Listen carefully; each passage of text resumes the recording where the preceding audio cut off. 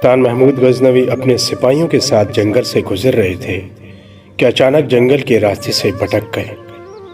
سلطان جنگل میں راستہ تلاش کرنے میں سرگرداں تھے کہ اچانک ان کی نظر ایک ہندو شہزادی پر پڑی جو اپنی کنیز کے ساتھ شکار پر آئی ہوئی تھی۔ شہزادی اور اس کی کنیز اس چیز سے بے خبر دریا کے کنارے پاؤں ڈبوئے بیٹھی تھی کہ ان کے پیچھے ایک ریچھ آ پہنچا۔ اس وقت تک کہ سلطان کا تیر ریچھ کے حلق سے آر پار ہوتا، وہ ریچھ شہزادی کی کنیز کو ضرب دے چکا تھا۔ اس سے پہلے کہ شہزادی اپنا تیر نکالتی بہت دیر ہو جاتی، سلطان نے پے در پہ 3 تیر اس درندے پر دے مارے، جس سے وہ ڈیر ہو گیا۔ شہزادی کو یہ جاننے میں ذرا بھی مشکل نہ ہوئی کہ اس قسم کی بہادری اور مہارت کا مظاہرہ کوئی عظیم سپہ سالار ہی کر سکتا ہے۔ شہزادی سلطان کی طرف متوجہ ہوئی، اس کا شکریہ ادا کیا اور اپنا تعارف کراتے ہوئے بولی، میرا نام سمرتی ہے اور میں جے پور کے راجہ کی بیٹی ہوں۔ میرے جان بچانے کا شکریہ۔ ویسے تم ہماری فوج کے سپاہی نہیں لگتے، کہاں سے تعلق ہے تمہارا؟ وہ شاید یہ نہیں جانتی تھی کہ اس کے سامنے سلطان محمود غزنوی کھڑا ہے، جن کے نام سے ہندو راجاؤں کے حلق خشک ہو جاتے تھے۔ سلطان نے کہا، جی میں کسی اور فوج کا سپاہی ہوں، چلیے میں آپ کو کسی محفوظ مقام پر پہنچا دوں، آپ میرے پیچھے چلتی جائیں، اندھیرا بڑھتا جا رہا ہے، اگر راستہ نہ ملا تو شاید رات اسی جنگل میں بسر کرنی پڑے۔ شہزادی جان چکی تھی کہ یہ شخص خوف اور لالچ سے پاک ہے، اس لیے وہ خود کو محفوظ سمجھ رہی تھی۔ سلطان نے کہا، ہمیں رات یہاں بسر کرنی ہوگی، صبح میں آپ کو آپ کی منزل تک پہنچا دوں گا۔ سلطان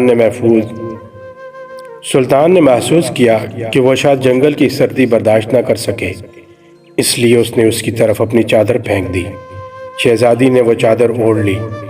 شہزادی کی نظر سلطان پر جمی ہوئی تھی، مگر سلطان آگ جلانے میں مصروف تھا۔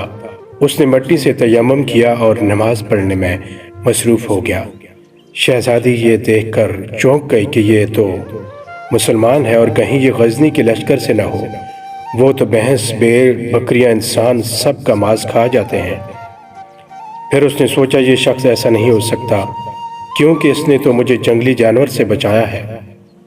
سلطان نماز کے بعد دعا کرتے وقت زار و قطار رونے لگا۔ سلطان نے اپنے خنجر کی نوک اپنے پاؤں کے انگوٹھے پر رکھ کر دبا دیا۔ شہزادی سمجھ گئی کہ یہ شخص مجھ سے گفتگو میں بے تکلف نہیں ہونا چاہتا۔ صبح تو سلطان شہزادی کو لے کر نکل پڑا۔ بالآخر سلطان اور شہزادی ایک ہموار راستے پر آ پہنچے۔ دور ایک گاؤں کے آثار معلوم ہوئے۔ سلطان نے کہا، یہ آپ کی ریاست کا ہی گاؤں معلوم ہوتا ہے۔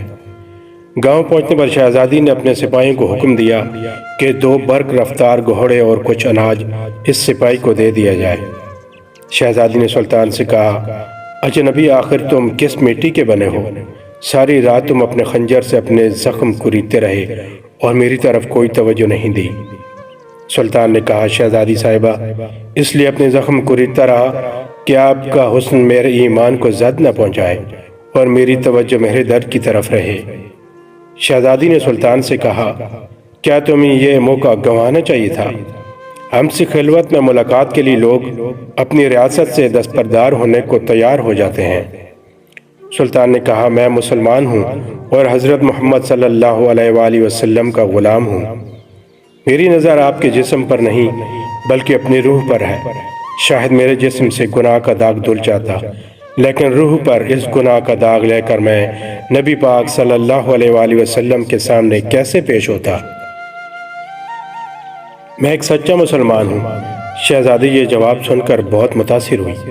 شہزادی نے کہا، اپنا اور اپنی فوج کا نام تو بتاتے جاؤ۔ سلطان بولا، میں سلطان محمود غزنوی ہوں اور غزنی کی فوج کا سپہ سالار ہوں۔ یہ کہہ کر سلطان نے گھوڑے کو ایڑ لگائی اور سر پٹ دوڑاتے ہوئے نظروں سے اوجھل ہو گیا۔